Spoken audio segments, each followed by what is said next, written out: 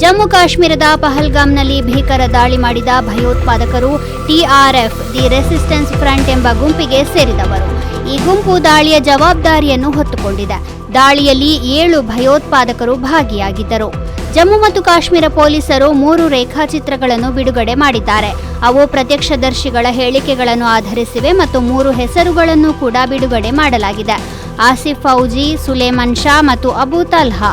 ಆಸಿಫ್ ಫೌಜಿ ಈ ಗುಂಪಿನ ನಾಯಕ ಎಂದು ನಂಬಲಾಗಿದೆ. ಅವನಿಗೆ ಪಾಕಿಸ್ತಾನ ಸೇನೆಯಿಂದ ತರಬೇತಿ ನೀಡಲಾಗಿದೆ ಎಂದು ವರದಿಯಾಗಿದೆ. ಆದ್ದರಿಂದ ಪಂಜಾಬಿ ಮತ್ತು ಉರ್ದು ಭಾಷೆಯಲ್ಲಿ ಸೈನಿಕ ಎಂದರ್ಥ ಬರುವ ಫೌಜಿ ಎಂಬ ಹೆಸರು.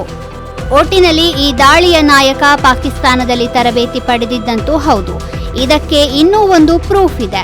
ದಾಳಿಕೋರರಲ್ಲಿ 2 ಪಶ್ತೂ ಭಾಷೆಯನ್ನ ಮಾತನಾಡ್ತಾ ಇದ್ರು ಎಂದು ಪ್ರತ್ಯಕ್ಷದರ್ಶಿಗಳು ಹೇಳುತ್ತಾರೆ.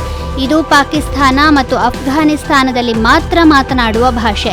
ಕಾಶ್ಮೀರದ ಜನರು ಪಶ್ತೂ ಮಾತನಾಡುವುದಿಲ್ಲ. ಅವರು ಕಾಶ್ಮೀರಿ ಅಥವಾ ಉರ್ದು ಮಾತನಾಡುತ್ತಾರೆ. ಆದ್ದರಿಂದ ದಾಳಿಕೋರರು ಗಡಿಯಾಚೆಯಿಂದ ಬಂದವರು.